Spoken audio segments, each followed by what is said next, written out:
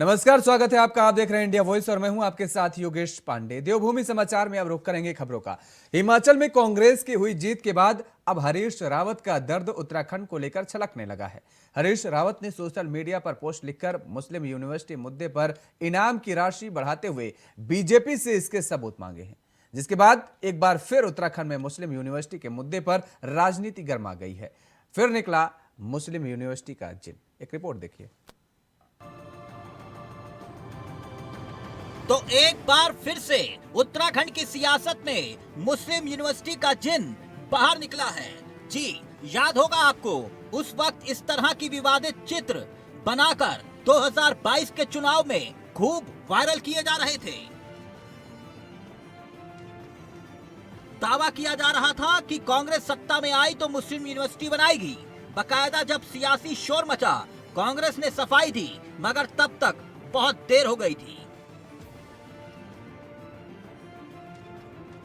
आज एक बार फिर से हरीश रावत को 2022 में कांग्रेस को मिली शिकस्त की टीस जुबान पर आई तो मुस्लिम यूनिवर्सिटी का जिन भी फिर से सियासी बोतल से बाहर आ गया। कहते कहते हरीश रावत ये तक बोल गए कि इस झूठे बयान के गर्भ से वर्तमान धामी सरकार पैदा हुई। हरीश रावत जी का जहाँ तक सवाल है तो व्यक्ति कभी कभी बहुत भावनात्मक हो जाता है। कुछ बातें ऐसी होती हैं जो छू जाती हैं, और 2022 में जो हमें विधानसभा चुनाव में हार मिली उसका दंश शायद उनको लगातार कचोट रहा है, हम सबको कचोट रहा है, क्योंकि हमारी दल की सरकार आते आते रह गई। हम बिल्कुल आखिरी पड़ाव पे थे, या कह सकते हैं कि हम जीत के मुहाने पर थे, और दो तीन कुछ ऐसे फैक्टर्स हुए जिससे भाजपा ने भ्रमित किया उत्तराखंड की जनता को। 2022 के विधानसभा चुनाव के दौरान मुस्लिम यूनिवर्सिटी को लेकर जमकर हाय तौबा मची। इतना ही नहीं, तब उस वक्त सूबे के पूर्व मुखिया रहे हरीश रावत ने इसे बीजेपी के गलत प्रचार का नाम तक दिया। शिकायत को लेकर पुलिस और चुनाव आयोग की चौखट तक गए, मगर अब उसकी टीस जैसे ही जुबान पर आई तो भूली बिसरी दास्तान फिर याद आ गई। मगर भाजपाई अभी भी कटाक्ष कर रहे हैं। हरीश रावत जी को कितना सीरियस उत्तराखंड की जनता लेती है, ये समय समय पर उत्तराखंड की जनता ने उन्हें जवाब दिया है। 2017 में 2 सीटों से हरीश रावत जी हार गए। 2022 में जिस सीट में गए वहां क्या हाल हुआ उत्तराखंड में, उनको पूरी देश की जनता ने देखा कि हरीश रावत जी की कितनी स्वीकार्यता इस प्रदेश के अंदर है।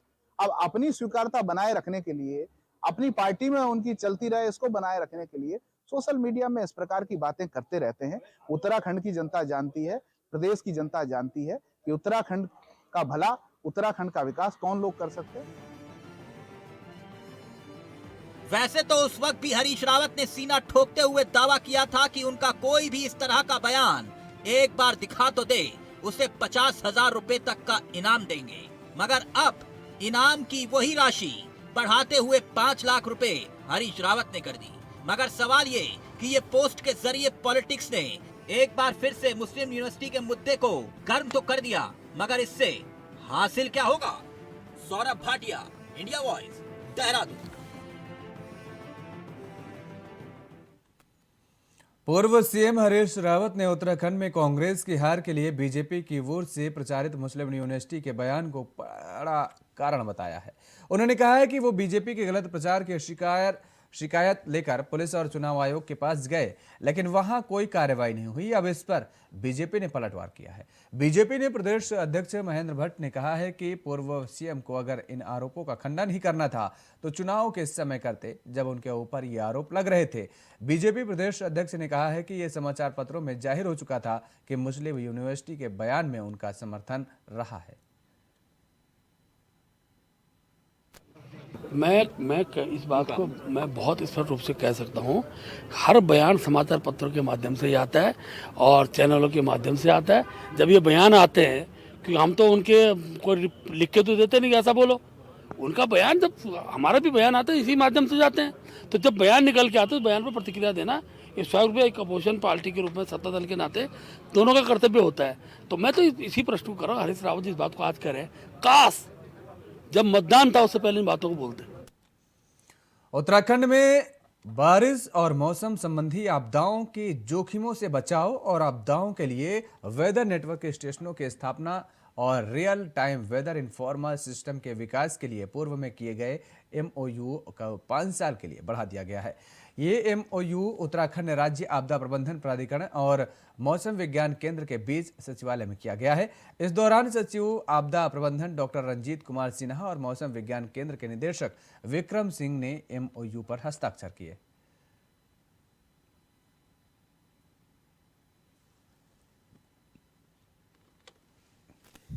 हमने बताया एमओयू एक पार्टनरशिप है आईएमडी और स्टेट गवर्नमेंट के बीच में। स्टेट गवर्नमेंट के पास टेक्निकल इनपुट की एक कमी रहती है और आईएमडी के पास अक्सर कभी कभार ऐसा होता है कि रिसोर्सेज कम रहते हैं, धनराशि उनका जो बजट इतना होना चाहिए। स्टेट गवर्नमेंट की रिक्वायरमेंट है कि जनता को तत्काल अच्छी सूचना, प्रिसाइज सूचना, स्थान स्पेसिफिक सूचना मिल सके। आईएमडी को पूरे देश को देखना है। हम स्टेट गवर्नमेंट के अपनी रिक्वायरमेंट के अनुसार हम बजट व्यवस्था आप दे सकते हैं। तो एक उस पर भी चीज़ें जो है स्टेट गवर्नमेंट कर रही हैं कि जो भी लोग जाएंगे, ट्रैकिंग में जाते हैं, ये जो अंदर चोटियाँ हैं उसमें जो विजिटर्स जाते हैं, तो उनको एक वो कर दिया है कि भाई आप जो है जो सूचना के लिए कुछ ना कुछ सिस्टम दे के जाएंगे जिससे हम आपको बता सकें इस तरह की इवेंट है। तो उसमें तो कोई वो नहीं है इशू, मतलब उस चीज़ को मैं कहूँगा कि जो लार्जर स्केल सिस्टम है उसमें बहुत अच्छा प्रिडिक्शन है, वेल इन टाइम उसकी इन्फॉर्मेशन दी जाती है, आप दे सकते हैं। ऊधम सिंह नगर जिलाधिकारी युगल किशोर पंत के निर्देशन में जनपद में अवैध रूप से चल रहे क्लिनिक, स्टोर और अस्पतालों पर छापेमारी की जा रही है। उसी क्रम में जसपुर क्षेत्र में उप जिलाधिकारी जसपुर सीमा विश्वकर्मा और सीएचसी अधीक्षक हितेश शर्मा के नेतृत्व में स्वास्थ्य एवं स्थानीय प्रशासन की टीम ने क्षेत्र में अवैध रूप से चल रहे क्लिनिक और अस्पतालों पर छापेमारी की। प्रशासन द्वारा की जा रही छापेमारी से झूला छाप डॉक्टरों और आप पंजीकृत क्लिनिक संचालकों में हड़कंप मच गया है। हमारे द्वारा 3 हॉस्पिटल की जांच की थी, जिसमें कि सेवा हॉस्पिटल, ग्रीन सिटी हॉस्पिटल और जनता हॉस्पिटल का यहाँ पर निरीक्षण किया गया था कि तो जो 2 हॉस्पिटल हैं, सेवा हॉस्पिटल और ग्रीन सिटी हॉस्पिटल, उसमें थोड़ी सी अनियमितता पाई गई थी, तो उन दोनों को हॉस्पिटल को सील कर दिया गया है। और क्योंकि जनता हॉस्पिटल में कोई पेशेंट नहीं था और तो उनके डॉक्यूमेंट चेक किए तो सही पाए गए थे, लेकिन फिर भी उनको एहतियात के रूप में कुछ चेतावनी दी गई थी कि आगे से जो भी है वो काम अपना ठीक से रखेंगे और अगर दोबारा जांच में कोई अनियमितता पाई जाएगी। पीडब्ल्यूडी के मुख्य अभियंता अयाज अहमद पर हुई कार्रवाई के बाद बीजेपी के प्रदेश प्रभारी ने मंत्री सतपाल महाराज की पीठ थपथपाई है। उन्होंने कहा है कि पद एवं गोपनीयता को भंग करने के सवाल पर सतपाल महाराज ने तीखी प्रतिक्रिया दी है, जिसके बाद ऐसे अधिकारियों के खिलाफ मुकदमा दर्ज करवाया गया। उन्होंने कहा कि शपथ लेने के दौरान ही इन तमाम बातों का ध्यान रखना जनप्रतिनिधियों की जिम्मेदारी होती है। उसी के तहत गोपनीयता भंग करने वाले अधिकारियों के खिलाफ कार्रवाई की जाती है। और आपको बता दें कि सचिवालय संघ और लोक निर्माण विभाग के तमाम मुलाजिम इस फैसले से खफा नजर आ रहे हैं।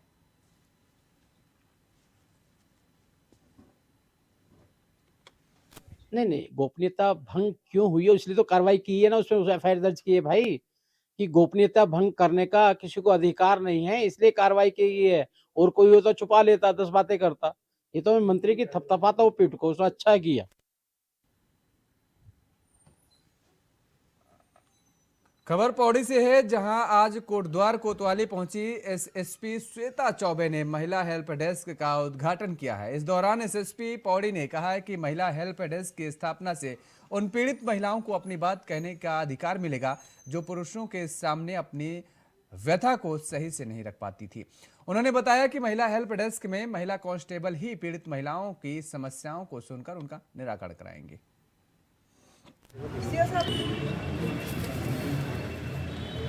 देखिए, हमारे यहाँ जो पहला महिला हेल्प डेस्क कोटद्वार थाने में ऑपरेशनल था, वो थाने की बिल्डिंग से ही चल रहा था, पर चूंकि काफ़ी संख्या में महिलाओं का आवागमन अपनी समस्याओं को लेकर काफ़ी संख्या में लोगों का आगमन था, तो इस वजह से ये एक अलग हमने कमरा जो है वो उसमें बनाया है जिसमें यही उम्मीद की जा रही है कि महिलाओं को एक सेपरेट बैठने की व्यवस्था उनको की गई है।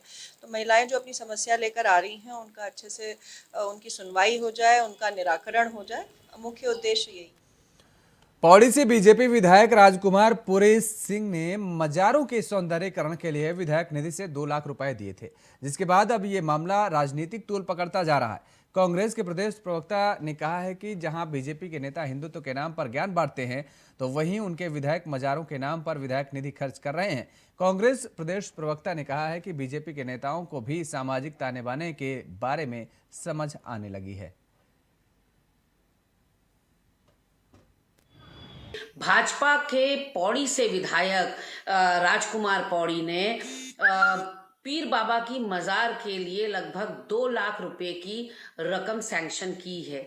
ऐसे में जहां उन्हीं के प्रदेश अध्यक्ष एक तरफ डिवाइसिव राजनीति पर काम करते हैं, फूट डालो और राज करो की राजनीति पर यकीन करते हैं, वहीं राजकुमार पौड़ी ने एक नमूना पेश किया है ये दिखाकर कि वह धर्मनिरपेक्षता में यकीन रखते हैं। रुद्रपुर शहर में Shri Krishna hospital and critical care centre ने अग्रवाल धर्मशाला में रक्तदान शिविर का आयोजन किया, जिसमें करीब 63 यूनिट रक्तदान किया गया। Shri Krishna hospital and critical care centre के चेयरमैन विजय कुमार अग्रवाल के जन्मदिवस पर रक्तदान शिविर का आयोजन किया गया। इस दौरान शिविर का शुभारंभ शहर के विधायक शिव अरोरा ने किया। विधायक शिव अरोरा ने कहा कि Shri Krishna hospital and critical care centre द्वारा निरंतर समाज हित में काम किए जाते रहे हैं।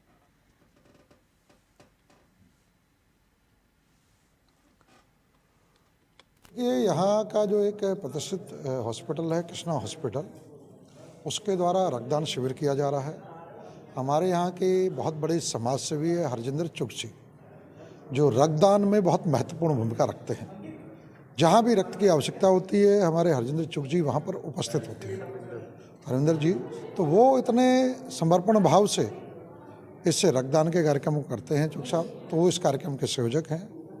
इस कार्यक्रम में गौरक्षा दल, जागृति संस्थान, ऐसे अनेक सामाजिक संस्थान इसमें लगे हुए हैं। ब्लड देखिए एक ऐसा कंपोनेंट है जो हमें पैसों में नहीं मिल सकता। ब्लड तभी मिल सकता है यदि कोई उसे डोनेट करेगा। आजकल बहुत सारे ऐसे डिसऑर्डर्स हैं जो ब्लड डिसऑर्डर्स हैं, जैसे थैलेसीमिया है, उसमें हर 10 से 15 दिन पे थैलेसीमिया के पेशेंट को हमें ब्लड देने की ज़रूरत पड़ती है और अमूमन उसके परिवार में इतने लोग नहीं होते हैं जो उसको दे सकें। तो ब्लड डोनेशन एक बहुत इम्पॉर्टेंट चीज़ है जो हम लोगों को सबको अपने जीवन में हर 3 माह पे एक बार करनी ही चाहिए, क्योंकि हमारी एक बूंद से किसी की जान बच सकती है। मैं कहना चाहूँगा कि इस प्रकार के जो आयोजन होते हैं वो सदा निरंतर समाज के अंदर चलते रहने चाहिए, क्योंकि आज रक्त जो महादान के रूप में जाना जाता है, आज हमारे समाज के अंदर कितने ऐसे क्षेत्रों में मैं गया हूँ जहाँ पे ब्लड के कारण ना पहुँच पाने के कारण बहुत लोग अपनी जान से हाथ धो बैठते हैं। तो इसलिए समाज के अंदर एक बहुत अच्छा संदेश भी जाता है कि हमारा रक्त किसी और को जीने का माध्यम बने। तो आज के कार्यक्रम के संयोजक हमारे हरविंदर चुग जी और जो भी आज मुख्य अतिथि माननीय विधायक जी और जितने आप सभी लोग पत्रकार बंधु, सभी का मैं बहुत बहुत धन्यवाद करना चाहूँगा कि इसी प्रकार से हमें समाज के अंदर ऐसे कार्य करते रहने चाहिए। कहना चाहूँगा कि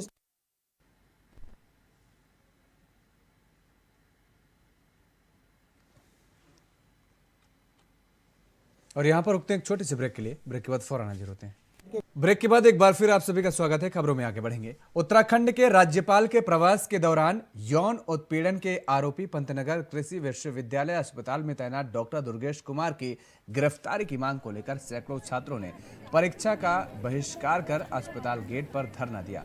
हालांकि इस मामले में छात्रा की रिपोर्ट पर पुलिस ने चिकित्सक के खिलाफ मुकदमा दर्ज कर लिया है। छात्राओं में जाहिर सी बात है आक्रोश है, क्योंकि ये बहुत गंभीर और एक मतलब संवेदनशील घटना है। आक्रोश होना नेचुरल है, लेकिन हम कानूनी रूप से जो कार्रवाई है वो सब कर रहे हैं। हम भी उनके साथ हैं, हम पीड़िता के साथ हैं। हम पीड़िता के ऊपर किसी भी प्रकार का डर, भय या दबाव होने नहीं देंगे, ठीक है। और इस केस में जो भी इम्पोर्टेंट गवाह है, जो उस समय वारदात के टाइम पे, उस दिन चेकअप के नाम पे जो हमारी पीड़िता जब गई थी, साथ में जो लोग थे, उन सब के भी बयान अंकित किया जा रहा है। हम जो है इसको वाटर टाइट केस बनाएंगे, बहुत ही स्ट्रॉन्ग केस बना के इसमें अंजाम तक। बाजपुर में विश्व हिंदू परिषद के बजरंग दल के कार्यकर्ताओं ने शौर्य दिवस के उपलक्ष्य में शौर्य संचलन का आयोजन किया। शौर्य संचलन का शुभारंभ बजरंग दल के प्रांत संयोजक अनुज बलिया ने दीप प्रज्वलित किया और जिसके बाद शौर्य संचलन सरस्वती शिशु मंदिर विद्यालय से शुरू होकर कई मार्गों से होते हुए वापस विद्यालय पर समापन किया गया। इस दौरान विश्व हिंदू परिषद के जिला मंत्री यशपाल राजहंस ने कहा कि बाबरी विध्वंस के बाद राम मंदिर की नींव रखी गई थी, जिसको लेकर विश्व हिंदू परिषद और बजरंग दल के कार्यकर्ताओं द्वारा शौर्य दिवस मनाया जाता है। और हजारों की संख्या में आज युवा साथी यहाँ एकत्रित हैं और शौर्य संचलन निकालकर समाज को ये संदेश देना है जो 1992 के बाद की जिनकी जन्मतिथि है, जो आने वाली पीढ़ी है, वो राम मंदिर को कदापि पिकनिक स्पॉट ना समझें। उनको ध्यान में रहे त्याग, बलिदान और समर्पण की एक गाथा है। इसका स्मरण दिलाने के लिए शौर्य संचलन का आयोजन किया है और अपने सभी युवा इसमें बढ़ चढ़ के प्रतिभाग कर रहे हैं। राम मंदिर की तरफ पुनः कोई गलत निगाह से ना देख पाए, बाबर के सेनापति मीर बाकी की तरह फिर से कोई राम मंदिर को छू ना पाए, खंडित करना तो दूर की बात।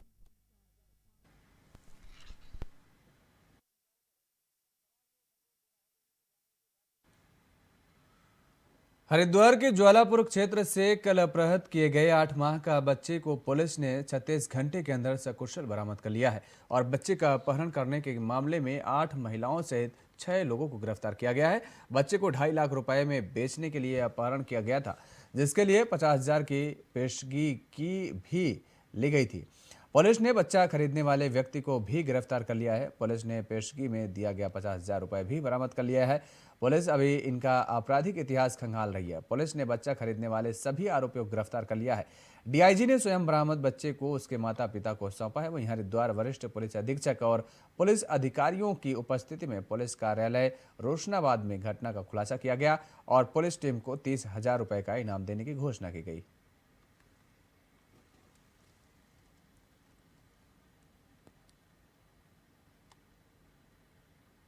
और हमारे एसओजी की टीम के समग्र प्रयास से आज बच्चा को रिकवर कर लिया गया।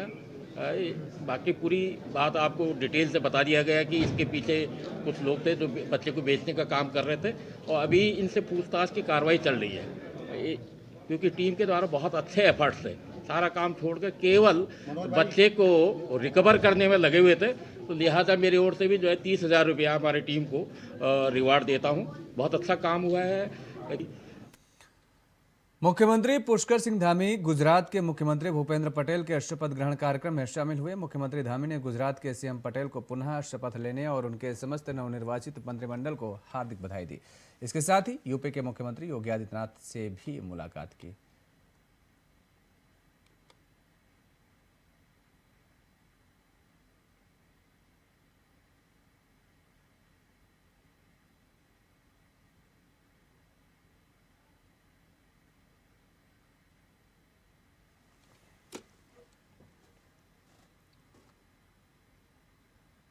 तो शपथ ग्रहण समारोह में मुख्यमंत्री पुष्कर सिंह धामी पहुंचे और आपको बता दें कि इस दौरान सीएम धामी सीएम योगी आदित्यनाथ से भी मुलाकात की और इसके साथ ही भूपेंद्र पटेल को भी उन्होंने एक बार फिर से मुख्यमंत्री बनने की बधाई दी है। शपथ ग्रहण समारोह में पहुंचे थे उत्तराखंड के मुख्यमंत्री पुष्कर सिंह धामी, जहां पर मुलाकात की है सीएम धामी ने।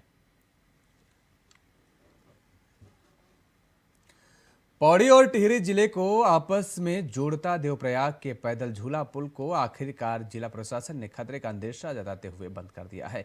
दरअसल पुल काफी पुराना हो चुका है और ऐसे में कोई बड़ी घटना जर्जर पुल के कारण हो सकती है। इसके मद्देनजर प्रशासन ने इस पुल पर सभी लोगों की आवाजाही को बंद करते हुए पुल को बंद कर डाला है।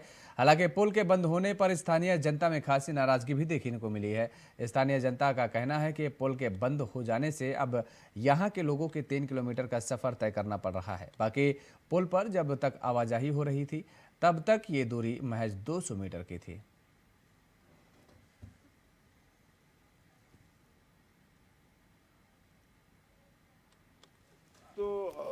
अपने सर से टाल दी बात की मैं आईएएस हूँ लेकिन टेक्निकल नहीं हूँ, और न बोले आप टेक्निकल लोग हैं, और टेक्निकल तो बोले वही इंजीनियर लोग हैं। मैं यही कर सकता हूँ कि मैं दोबारा से एससी को बुलाऊंगा, बोले एक्शन को नहीं, एससी के माध्यम से दोबारा उसकी छानबीन कराता हूँ कि रिपेयर लायक है या नहीं। जो भी होगा तो बोले मतलब वो दोबारा मैं करा देता हूँ। तो उन्होंने जो हमने ज्ञापन दिया था वो उन्होंने एसडीएम साहब के लिए लिख दिया है। और चूँकि एक 200 साल पुराना ब्रिज था और उसे पीडब्ल्यूडी के द्वारा अनसेफ घोषित किया गया था, तो उसके क्रम में हम लोगों ने उस ब्रिज पे आवागमन को जो बंद किया है और अल्टरनेटिव व्यवस्था की है। तो उसी संबंध में ग्रामीणों का या माननीय नगर पालिका अध्यक्ष महोदय का ये अनुरोध था कि उसे आवागमन शुरू करवाया जाए। तो इसी क्रम में उनका ज्ञापन भी है और हम फर्दर देख रहे हैं कि क्या अल्टरनेटिव सॉल्यूशंस और क्या फैसिलिटेशन किया जाए। जोशीमठ विकास खंड के जुगजुगवाड़ गांव में बिना पुल के ग्रामीण ट्राली से आवाजाही करने के लिए मजबूर हैं। गौरतलब है कि 7 फरवरी 2020 को आई रैणी भीषण आपदा में जुगजुगवाड़ का पुल बह गया था। 2 साल बीत जाने के बाद भी आज तक पुल का निर्माण नहीं हो पाया है। 2 साल से ग्रामीण ट्रॉली से आवाजाही करने को मजबूर हैं।